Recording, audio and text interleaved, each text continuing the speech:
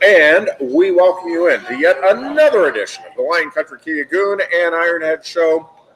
Hello. As we get you set for, you know what? I don't think. Hold on. That's yeah. Let's go ahead and turn the switch. Lion Country Kia Goon and Ironhead Show. We are at Quaker Steak and Lube. We are getting ready for Penn State, Ball State. 3:30 kickoff Saturday at Beaver Stadium, and all of the rest of the college football action this coming weekend, to say nothing of the National Football League getting underway. And the beloved Steelers will travel to Buffalo to take on the Bills. That is a brutal assignment for the Steelers on Sunday. Of course, the season kicks off tonight with those despised Dallas Cowboys taking on the returning champion Tampa Bay Buccaneers. The Buccaneers with the fourth easiest schedule in football. How does that happen? How does that happen? I mean, I know they got to play different conferences and stuff like that. Yeah, I know. I mean, I guess they picked the NFC East, and well, there's the by far the worst conference in football. So I'm looking forward to it, though. I mean, a lot of fans are too. I mean, it's just one of those. It's when we say the Masters is on, I always say, okay, winter's broken, spring is here, and then it's like football season starts now, and the NFL season starts, and now it's like, okay, fall is here, waiting for the weather to change and stuff like that. Yeah. What are your thoughts on tonight? Because all of the experts have Tampa winning big, and that usually makes me nervous, especially in the NFL, but I don't see how Tampa doesn't win big. I mean, I know – Micah Parsons is going to make a difference, but not that, you're talking about one guy on a defense that was horrible. I do think it is a huge upgrade, and I do think Micah is going to be a playmaker this season and beyond for the Cowboys, but I don't see – I just don't think it's a good matchup for Dallas. And again, it always makes me nervous because usually when you see everybody swinging one way as far as they are in this, it ends up being, if not a Dallas win, at least a very close game. Listen, none of these teams are that far apart, right? So that, the worst team in the NFL can beat the best team in the NFL on a day where, again, a couple of turnovers go the wrong way or whatever. But boy, on paper, this does feel like it has the makings for, by NFL terms, a blowout, a couple of touchdowns victory for the Buccaneers tonight. I mean, everybody's loving up on the Buccaneers, but let's not kid ourselves. They were out of the playoffs late in the season last year, and then they really turned it around and just got hot at the right time, much like the Eagles when they went on their Super Bowl run. And they, their Super Bowl win. So, that people are looking at last year's team. I mean, on paper, yeah, you're right. On paper, it's just like that offense is completely stacked. So, but, crazier things have happened. It's opening night. The Cowboys are a proud organization. They got, Mike is a new guy in there. I mean, it feels like we know them the most because of the whole Hard Knocks things. Mm-hmm. Watching them every week, and you get the inside scoop of a lot of those guys and, what's going on in camp and stuff like that. So it'll be interesting to see, is Brady going to be Brady of, is this the year that, okay, he's finally slowing down? He's got, 7 now? Yeah. And 3 losses? He played in 10 or 11 of them. I mean, it's unbelievable. The longevity of that dude and his career, there's no argument in the world about him, not being the GOAT. But it'll be interesting to see where he is at this stage of his life. 40s, early in the season. He should be all right. He played all last year. I guess it just came out that he played the whole season with a torn MCL. Yep. And good for him, man. That's a tough kid. Tough dude.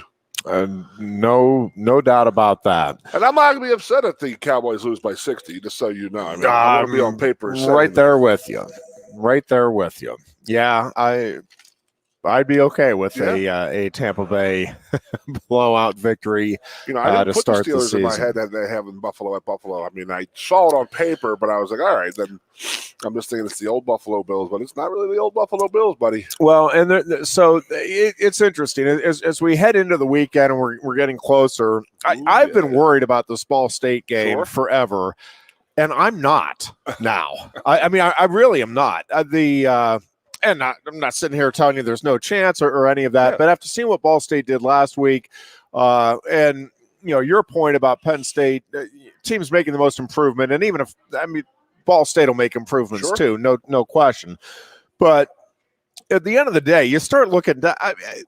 There is a talent gap here, and it's a pretty substantial talent gap, right? I mean, there are reasons that these guys are at Ball State and that the Penn State kids are at Penn State, and it's not disrespectful to Ball State, but I mean, you are talking about a Mid-American Conference school, and again, they have a chip on their shoulder, and they are coming in, and they are very good by MAC standards, but they are not a national title contending team.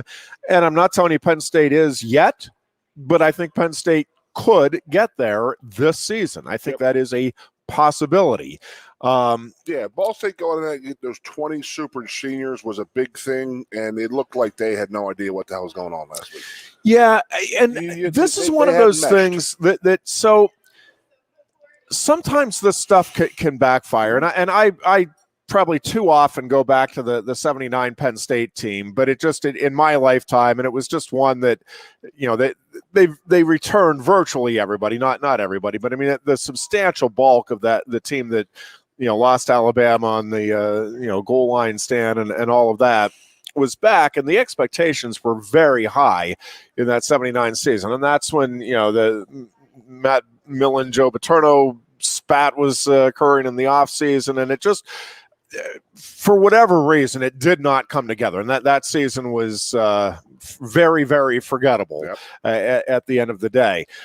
And, for this Ball State team, I wonder, and we've talked about it when you have, everybody coming back, and it'll be interesting to see even with the Tampa Bay Buccaneers. And, it's a different game when you talk about the pros, and it's hardly ever you see everybody returning, and it's a little different thing. But even with that, I will be kind of curious to see whether that same chemistry and the same dynamic that was there last year is necessarily there with Tampa. But with all of these schools, and Ball State included, right, the assumption is you're coming back and you'll be better. Yep. Well, are you coming back because and again, I don't know, and I'm not trying to get into the heads. I have no idea if this is what's happened at Ball State or not, but it is certainly conceivable that, hey, I'm going to come back because I want to enjoy the college experience one more time. And you're not as dialed in the offseason to doing everything, all of the little things right. And maybe even less so. Maybe you're and again, I don't know this to be the case with Ball State. I'm not accusing the players on that team of this, but they're coming off a MAC championship. It can be easy to, they are the big men on campus, right? And you go to the parties, you enjoy the summer a little more than you want. I mean, there's a lot of things. And we were all assuming that the transfers they have coming in, that's a plus. Well, on paper, it's a plus, but again, in reality, is there some friction with guys that are coming in and taking jobs that were held by somebody else previously? Are these guys gelling the same way that the guys that have been there previously? There are a lot of moving parts to a team every year, and I don't know. And again, it's too early to be making any presumptions, and I have no connections whatsoever to the Ball State program. I've read a few articles from folks out there this week, but I have no idea the inner workings. But I do think that a lot of the things that we were assuming, hey, this is all positive, this is going to be great stuff, it might not be quite as great in reality when you get to it. But again, as we get closer to this game now, I'm just looking at a Ball State team that did not seem to be all on the same page last week. A Penn State team that really did figure things out in the second half last week. And listen, I think the concern was, this could be the ultimate trap game because it's between Wisconsin and Auburn. Here's the thing for Penn State. those guys, I think in practice this week, and I feel like we talk about this a lot with James Franklin and his teams over the years, but it's a wonderful thing if you can get your kids to have that chip on their shoulder. And I think these guys internally are disappointed about the way the running game didn't come together until the fourth quarter, but they were not able to establish, and we talked about it. I think it is something they wanted to do out of the gate, and Wisconsin's defense was too strong. I think they still want to do that, sure. And I think there is a lot of focus this week on this game and what they want to go out and accomplish. And I just I don't think there's any concern about this team, Penn State, overlooking Ball State. I do think the energy level, especially with that 3:30 kick, is going to be extremely high. It's going to be a loud stadium, even for Ball State. I mean, historically, that's not the name program that's going to get your Penn State fans fired up. But the fact that it's been so long, and I think Penn State fans now are genuinely sensing that this could be the beginning of something special this season. And you want to be part of that, and you want to be out there.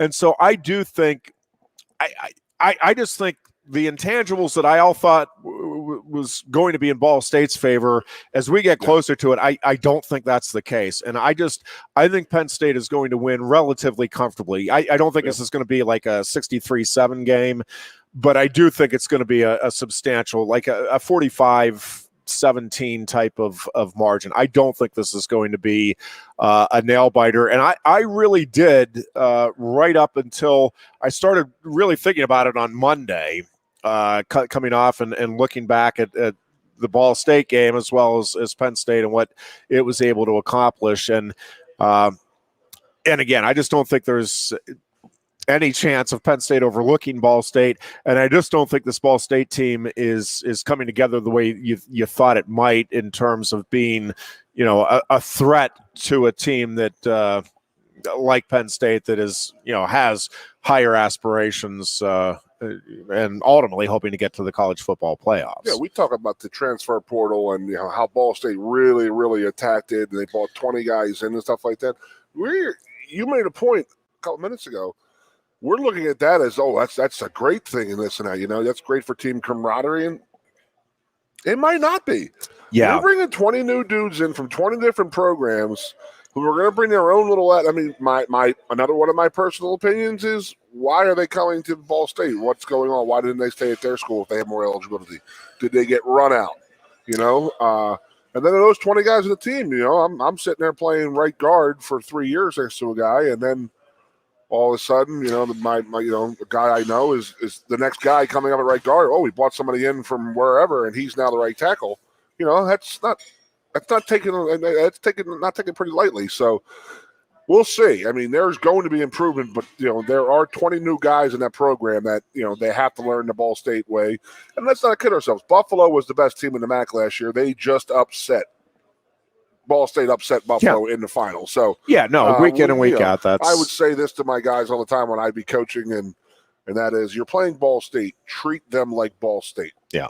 Go out there. You're not going to roll your head out there. Don't disrespect them, but you go out there, you smash them in the teeth early, often, make them learn their lesson, and they back down. Yeah, you flex your muscles, and you get you run. You run faster. Yes, we'll take a break here. We are back with more of the Lion Country Kia Goon and Ironhead show after this. Lion Country Kia is offering exceptional deals on your new Kia during Kia's Command the Season event. We have a nice selection on the 2021 Kia Sportage with various options and prices as low as $26,800, saving you $3,000. Or if you demand big power and towing capacity, slip into one of the 2021 Kia Sorentos available on our lot, starting at $32,680. Discover why Kia drivers throughout the area come to Lion Country Kia, or visit online at lioncountrykia.com.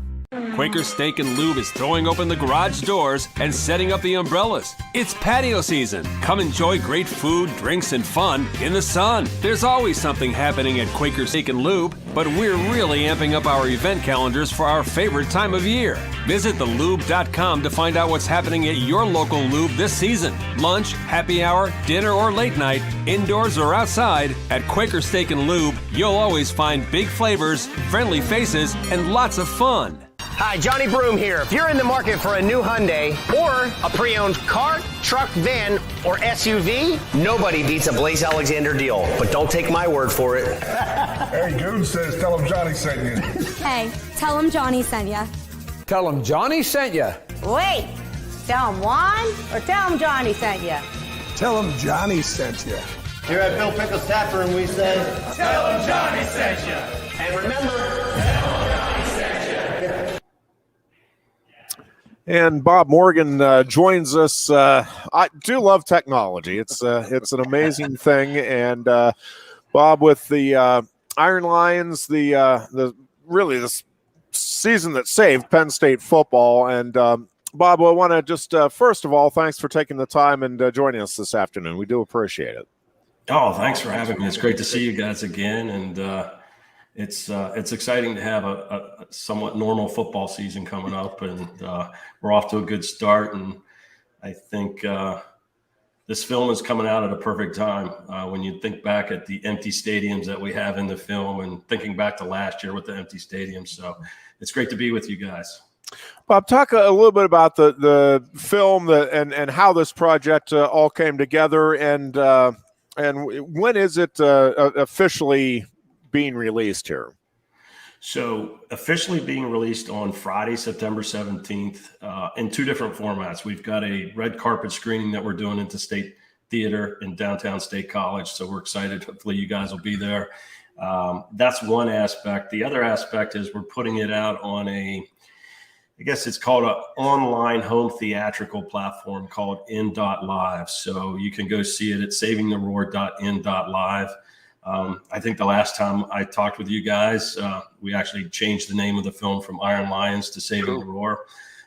So a lot of things have happened since we last spoke, and we were hoping to have this film out way sooner, but the world came to a standstill with the pandemic and theaters shut down, and our grand plans of having all these red carpet screenings all across the country with some of Penn State's great lettermen and active NFL players just kind of got pushed to the sidelines. So, but here we are. We're excited to have it come out.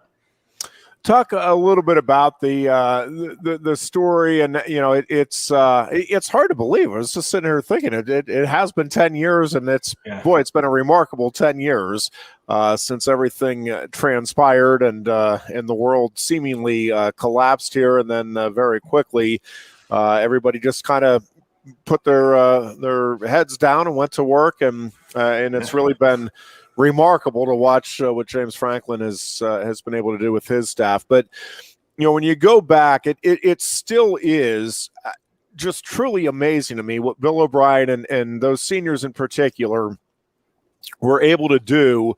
And especially coming off then the loss to Virginia, and it just and then the Ohio, and it just felt like again that all of the predictions and the doomsday scenarios were going to play out right before our very eyes. And again, credit to the players and Bill O'Brien and his staff for again really saving. It wasn't just Penn State football, and I think people here after.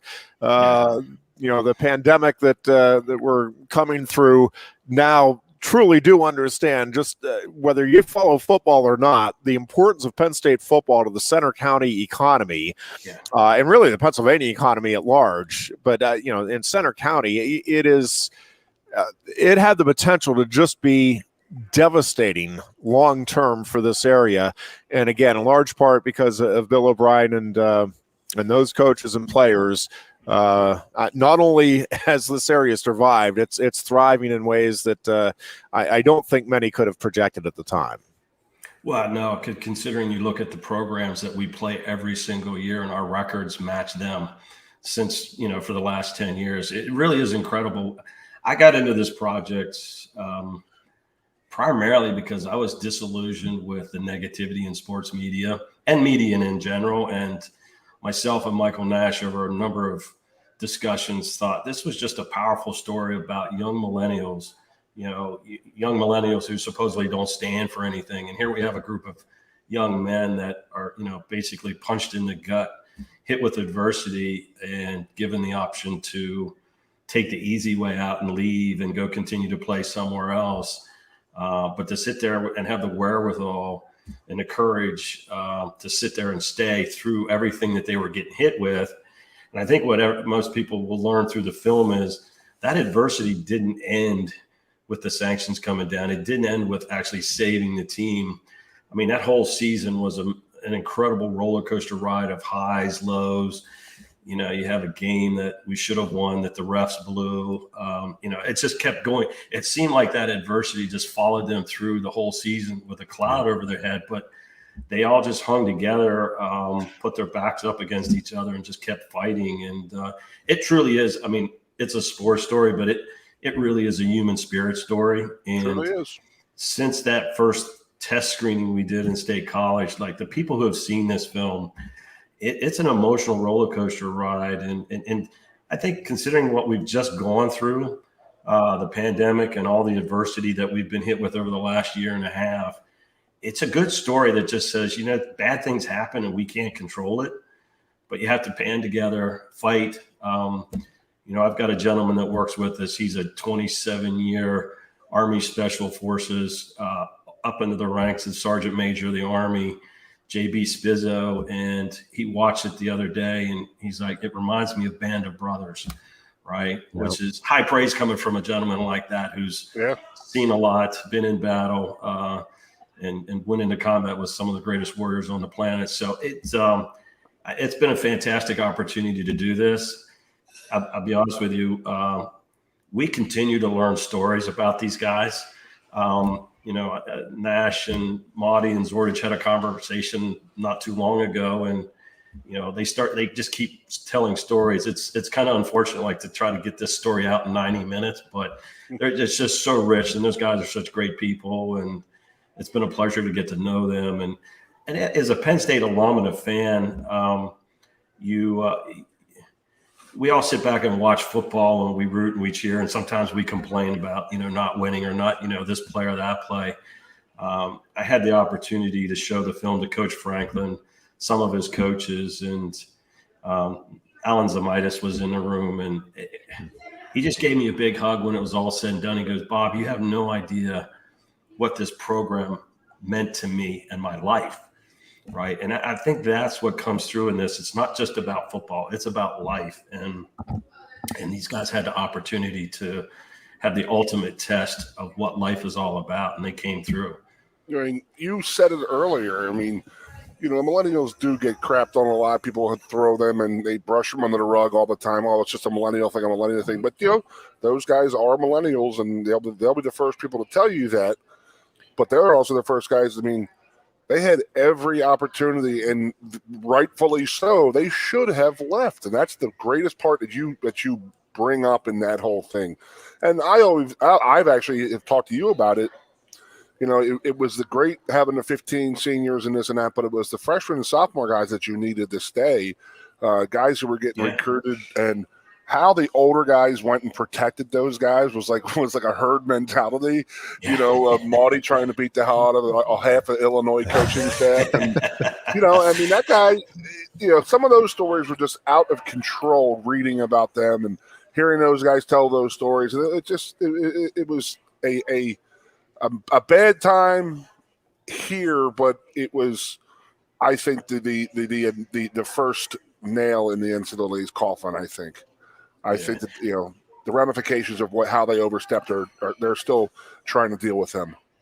Yeah, it's and that's what I love about the new name, Saving the Roar. Yeah. When we were sitting there thinking about when we had to change the name, it was, you just look about what they did, right? And some of that stemmed from what Frank O'Hara said. He said, people need to understand, like, they saved the program, they saved the history, and that's truly it. Like, they saved the legacy of all the players before them. They saved the future. They saved the program. And as you mentioned earlier, they save the community, right? I tell people, like, you don't understand the economic impact a loss of this program would do, not just to Penn State, but any major college university that's a university town. And then Saving the Roar came in when we were watching the film, and you're seeing that empty stadium from last year, and you didn't hear that Lions roar, right? We all were jonesing for that, right? And, imagine if that team didn't do what they did, we wouldn't be listening to that roar today, possibly 10 years later. So there wouldn't be Winnebagos piling up in Walmart parking lot right now. That was the case, buddy. 'Cause I just drove in and they're already here, man. I love it. And I do think courageous is the right term here, because what these guys were facing from the NCAA and from other schools' pursuits and everything, and to fly in the face of that and say, nope, we're standing our ground. We know that we're righteous here. That this is something that it's a wrong that's been done, but we're going to collectively absorb it and battle our way through it. And that is, I'm not even sure, and I feel like I appreciate and understand it very well, and I'm eternally grateful to Bill O'Brien and all of the players on the team that year for what they gave to this program and community. But I don't think any of us truly understand just how courageous those decisions were to stay, because the easy path, right, was to get out of town and listen. It was wrong what happened there, but it wasn't my fault, and I'm out of here, and I got to take care of me, and that's and it would have been understandable, right? I mean, I don't think many people would have really blamed anybody for doing that. And the fact that they only had whatever it was, I think 7, right, was all that left. It truly is remarkable. And I do wonder, I think every school thinks that it's special and, this is the place to be, right? I mean, it's part of the college experience and you take pride in your college. I strongly doubt that there are many. There might be a few other places. I do not think there are many places, and I mean very few, that would have had the type of allegiance to the school and teammates in those circumstances that Penn State and that team did. I just don't think I don't think it's possible to overappreciate what those guys did together and how remarkable it was that they stayed united through that. Well, let's hope a group of young men never have to go through what they went through again. Amen. Having gotten to know them pretty well here over the last couple of years, call it what you will. They, whether they're old souls or wise beyond their years, at such a young age, they were actually able to visualize what the future would be like. And I'm not going to spoil the surprise in the film, but we did interview one of the players that left. And our focus was really on you stayed, and, we're here to celebrate you staying. But when we had the opportunity to interview a player who left, and after 7 years, the emotional trauma that young man still faces. And it's actually a very important theme right now. I mentioned this to Coach Franklin and some of the other coaches and Bobby White when he first saw it. This era where we have the transfer portal, and if you get disgruntled, you get happy, you just go, you know what, I'm out of here, I'm going to go play somewhere else. Yes, you can go play somewhere else, but you're never going to recreate those bonds that last a lifetime, right? You walk out of that program, you leave your friends behind, you leave your relationships behind. You're not going to go recreate them at USC for 1 year. Yeah. Right. And I think, it's really a lesson to these young athletes in the future to say, hey, playing a sport is important. Your future is important, but you shouldn't be, your entire future shouldn't be caught up in just playing football. And again, I love Jordan Hill because Jordan Hill is one of those guys that he loves to develop young people, right? And not just in sports, it's character. All these guys just ooze character, and it's about being the whole person. And it's more than just playing a sport. It's all the things that you mean to each other. And, I hope this film has an opportunity to convince young athletes, and when we send this across the country, that again, it is more than just playing a sport. It's lessons that last a lifetime. You touched on it earlier, but how difficult was the editing process? I mean, there's got to be some great stories and some great quotes that are left out just because, again, you can't make this a 10-hour film, and I'm not even sure in 10 hours you could get everything that truly encapsulate. But how difficult was the process here in terms of figuring out, okay, this is definitely what we are going to keep and put in here? I'll be honest with you, from a filmmaking standpoint, this film was ridiculously hard because we started out with what we thought was the storyline. And then because it's a documentary and you're actually hearing from Marty and Zordich and McGloin and Stephon Morris and all these guys, in person, like you just start learning things that you never even thought of. So it's funny, I go back and read the original, it's kind of script of the film, and it's not even close. And then we, through the editing process, I was heavily involved working with Michael Nash and just trying to figure those gold nuggets and how they all piece together and flow right. It was a fun process. And, Michael and I thought on several occasions, like maybe we should break this up into a 4-part docuseries. But we could do that in the future, depending on how this comes out. But it was a challenge. And like you said, and then also too, again, we tried to make it more uplifting, positive, inspirational. So there, again, this was a very emotional process for all the players and coaches that we interviewed. And, for those who have seen the film, there's a lot of tears that flow, right? And it's almost like 7 years of this energy, this negativity that just came out through the cameras. So to some degree, I think maybe we were a little bit of therapy for these guys because they hadn't really had an outlet for what they went through. Even guy Spider, I hope you don't mind me sharing this quick story about Spider, and I wish he could have been in the film, but I met him the first, and we started talking, and all of a sudden Spider just locks up, and tears are coming down his face, and he just finally chokes out his, Bob, you have no idea what these players meant to us. He goes, we didn't save them, they saved us. Mm-hmm. It was such a powerful line. And again, that's a guy who's been with the program for decades, and rolled through a lot. So anyway, there's so much. It's so rich, and maybe we'll find a way to get more of those stories out there after this film comes out. I have a story. I was down at the Super Bowl 2-3 years ago when I was in Miami or whatever, and Marty, and Mikey Zordich were down there, and I met up with them. And Mikey or Marty was doing the CBD stuff. So, I'm out with a bunch of guys that I go away with every year, and these guys are very, very, very, very, very wealthy men. One or two of them are worth a couple $100 million, and the two of them sat with Marty and Zordich and looked at them. And these are guys who were worth hundreds of millions of dollars, and say, "You inspired us."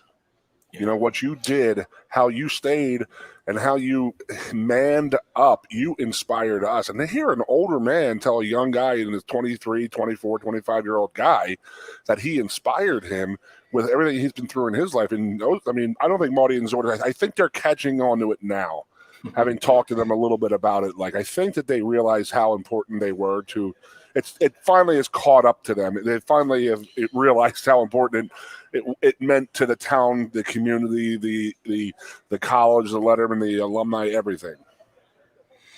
Well, since you mentioned that, and again, they've all agreed to help me with this initiative. But when the film comes out, I've got a socially impactful media company called Pivotal Moments that's really all about mental fitness and how you take adversity and channel that into improving your mental fitness, fighting through adversity, being mentally stronger. And it uses stories of everyday people, athletes, musicians. We're going to be creating an educational program that goes into the school systems. Yeah. And they've all agreed to, partner up with Pivotal Moments Media to go into the school systems, teach these lessons. We're going to take the film and condense it into a 30-minute educational program. And that's the power. To be honest with you, that's what we wanted out of this film, right? We knew it was a special story, but we know a lot of people could learn and be inspired by it. And again, it doesn't matter what age group you are. We had a test screening, and to be honest with you, the best email I've received since the film started and people started seeing it, if a dad sent me an email from a 14-year-old boy in State College, and he had the opportunity, he had a homework assignment on character, and he went and watched the test screening, and his whole project was on the lessons he learned from the 2012 team on character, leadership, empathy, all these different things. So I knew we were on the right track, because a 14-year-old boy didn't go to school and say, hey, I watched this great football film. It was, I watched this film about these people and what they did and how they did it. So powerful stuff, man. Well, it is, and I do think it speaks to just what all coaches preach. Hey, we want you committed. We want you all in. Has there ever been a team more committed and more all in than that 2012 Penn State team? And I mean, when we talk about all in, I mean in every way. And I go back to, as you touched on, it wasn't just what had happened in the offseason. It's that then, they go out there. It's like, man, we're going to tough this out. We're in this together. You play well enough to win those first couple of games, and you get nothing out of it, and just continue to stick with it and end up getting the results that they did. And then again, the most amazing thing to me is still 4 years later, then you're talking about a Big Ten championship team at that same school, and that is directly attributable, right, to those kids and those coaches, because it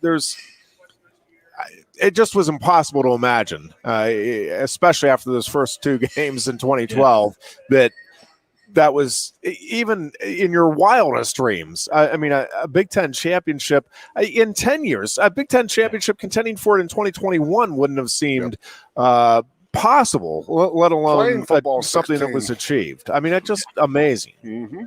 Well, and that's, again, that's what's great about this story, right? A lot of people get hit with adversity and you roll through that, right? Well, then you lose the first two games. And, again, another gut punch, right? And again, it's not about the wins and losses. It was about how they rallied together. When you hear that there's not one person pointed a finger, right? Which in sports is an anomaly these days, right? Absolutely. And particularly college football, because the pressure to win almost every single game, right? If you're at an elite program, you have to win. You lose two games, you're on the outside looking in, right? So that pressure from those first two games, right, and to have them respond the way they did, and then the loss against Nebraska, it's just it is. It's like they felt like, seriously, is this bad luck ever going to stop? And but they just kept fighting through. So it's I've watched the film almost 20 times and it still gets me. So that's the testament. Explain to everybody how they can watch this. You said there's two different venues, correct? Two different routes you can go now.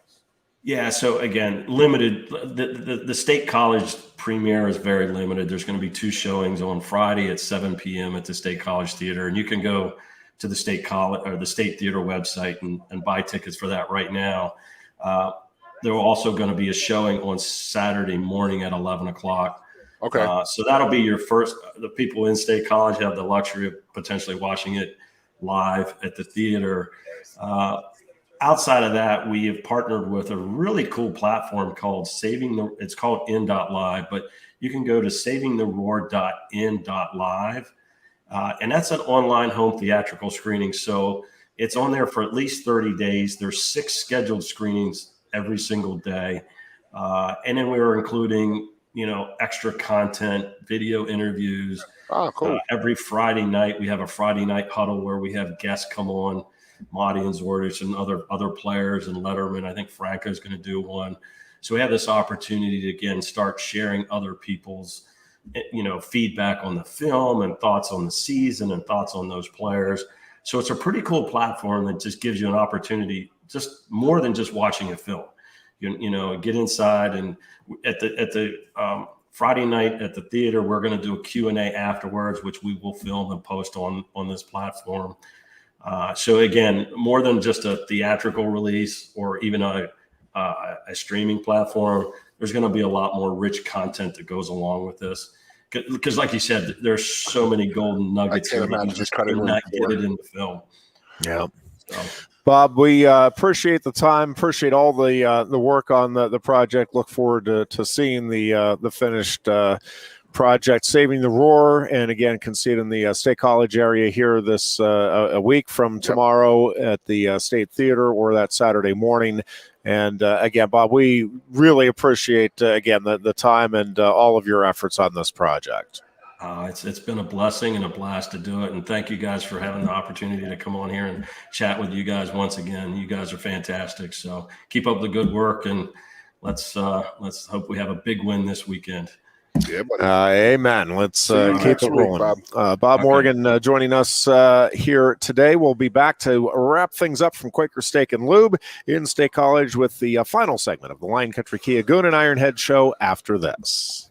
Lion Country Kia is offering exceptional deals on your new Kia during Kia's Command the Season event. We have a nice selection on the 2021 Kia Sportage with various options and prices as low as $26,800, saving you $3,000. Or if you demand big power and towing capacity, slip into one of the 2021 Kia Sorrentos available on our lot, starting at $32,680. Discover why Kia drivers throughout the area come to Lion Country Kia, or visit online at lioncountrykia.com.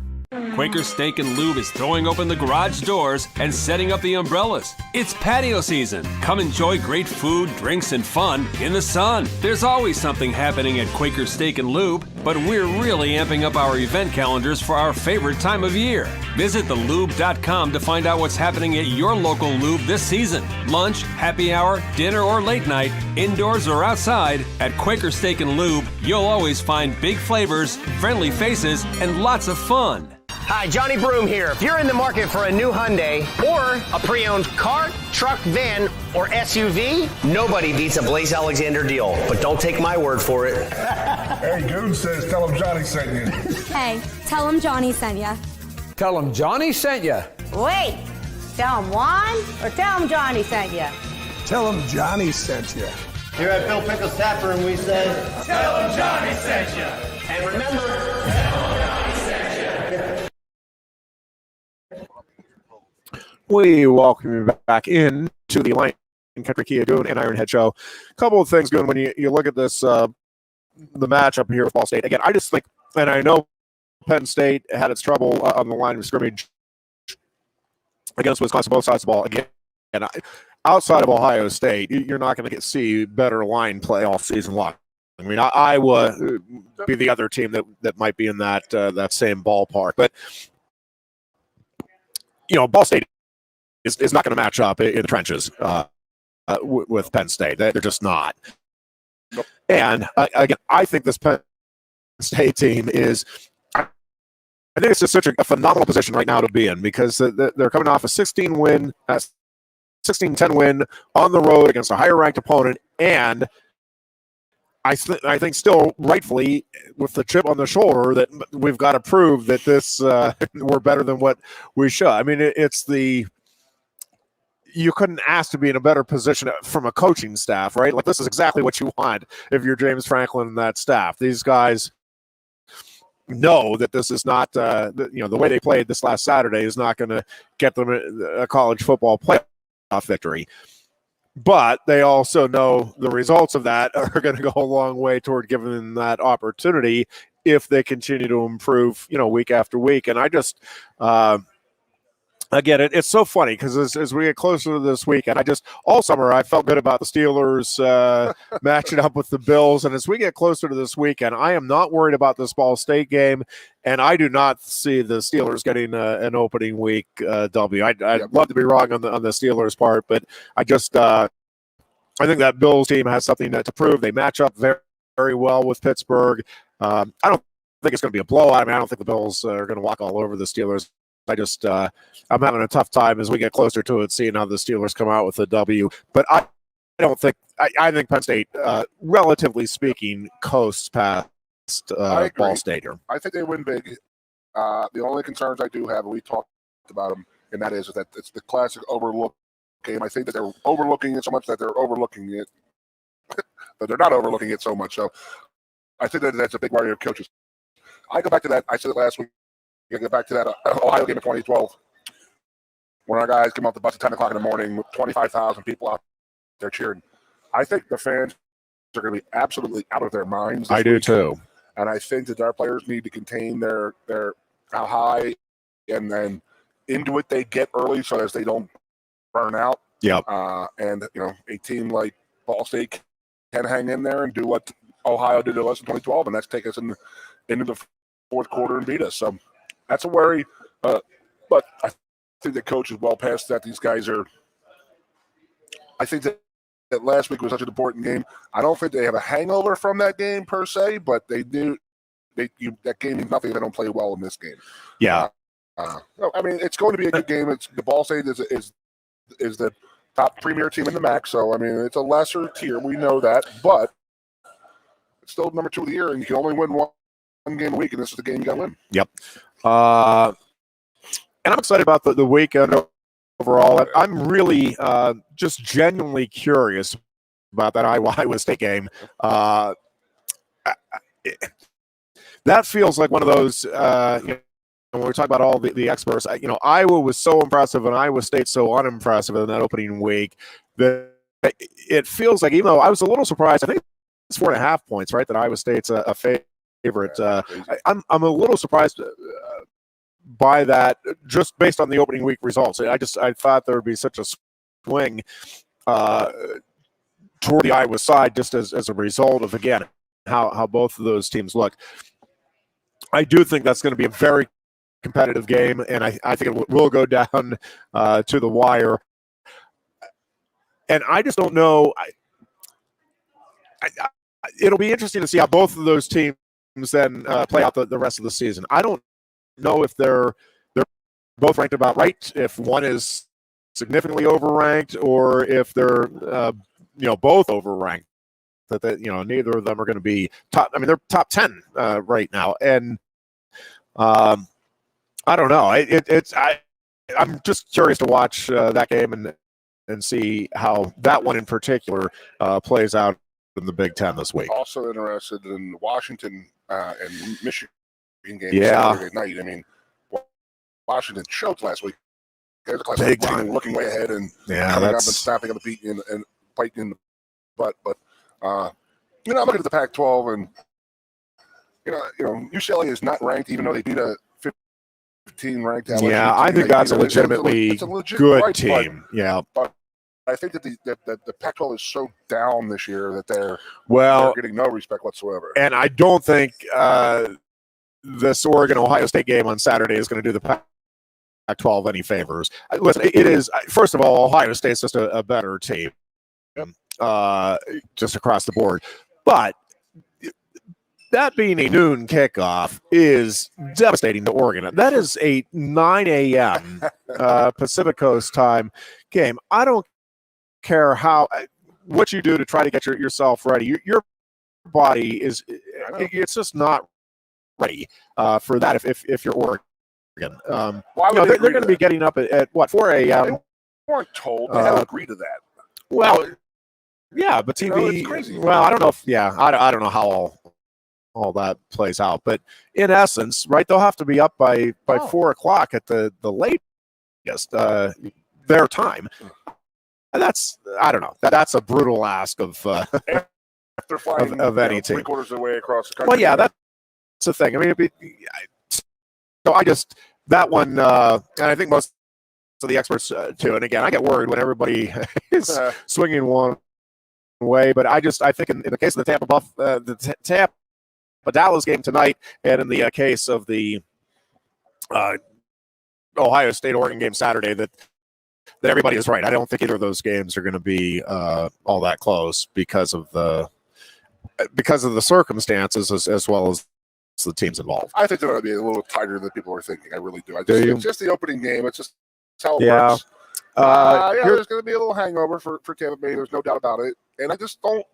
That team, that offense is so loaded, but they're combustible. I mean, they have the most combustible receiver in the history of the game, Antonio Brown. He doesn't get his touches. He's going to start ruffling feathers. It's what he does. Yeah. And you're not going to. He's not taking catches away from Mike Evans, Chris Godwin, Gronkowski, Howard. I mean, they're up down there. They are loaded across the board on offense. There's not enough footballs to be thrown around out there. Yeah, good. Godwin was a late add to the injury report, although now they're saying he is going to play tonight. But so we'll see. I need him. He's on my fantasy team. I need him to come up big. My Penn State laden fantasy football team. Allen Robinson and Godwin are my receivers. But I have both of them on my team as well. So I don't do fantasy except for the one league with my college buddies for exactly that reason. So yeah, my team, it's I have Gesicki at tight end. Oh my God. Robinson and Godwin as two of my receivers, and then I have the Steelers defense and wow. Oh my gosh, I have somebody else. Oh no, I have Harris as my running back, as one of my running backs. So, yeah, as much as possible, I load up on within. I mean, I will take them low, higher than what they should be going, but not, I mean, I'm not taking guys just for the sake of taking. So I know a guy. Name, not you would know who he was anyway. If a player on his team is playing the Steelers, he will not play them. So he can. See, that seems reasonable to me. I mean, I don't do that, but I don't like rooting. I don't like rooting in any way for somebody that's playing my teams. That's why I don't like fantasy to begin with, and it's why outside of this league with my college buddies, I won't do it. I'm too much of a fan. I'm fully invested as a fan, and I don't want anything to interfere with that. You would play I really don't. Elliott if he's running back because he's playing the Steelers. That's great. That's hilarious. Yeah. But it makes sense to me. It really does. I don't do it, but I can see where he's coming from. I really do. There's guys I won't draft. I want to leave with Jeff Garcia. Ooh, nice. Good old Jeff Garcia. I definitely do not like to draft Michigan guys. Your thoughts on Tom Brady's my quarterback on both of my teams. Well, there's always exceptions to prove the rule, right? I hate Michigan, and I was like, crap, he's my quarterback in both leagues. Your thoughts on the Eagles opening? Over the Falcons on Monday. Falcons got a lot of new people there, so there's a lot that can go on there. A little bit of me is like, I think this Eagles team's better than they're going to be better than I'm thinking, which is scary because I think they're going to be pretty freaking bad. I think that they have the ability to go 2-14. And it's 17 games or 17 weeks. 17 games this year, yeah. So I would definitely say the Eagles, if they get 10-7, that would be an unbelievable season. But they are in the weakest conference. There's the weakest division. There's no doubt about that. Yeah. So I'll give them 9-8. I'm not 9-8. I'd be happy. I'd be happy with the season. How's that? Yeah. Although I do think across the board that division, like I think each team is going to be better this year than last year. Like I really do. So I talked to Fitz the other day. We have a mutual friend who was passing. Young guy at home, Big Doc. I love you, buddy.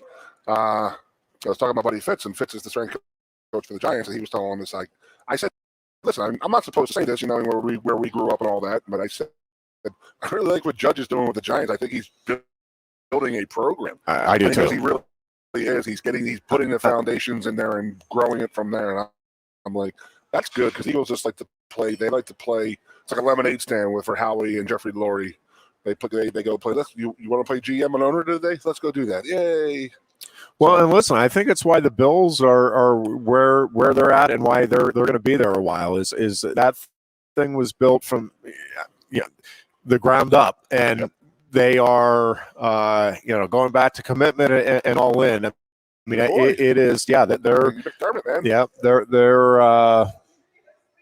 they're very much trying to create that college type of feel in that locker room with those guys, and I think they've done a really good job of creating that and making it a fun environment for those guys to try to grow and compete in. And that's why, again, as we get closer, I'm just very, very concerned about my beloved Steelers and the opening game this season. We'll be back on Tuesday.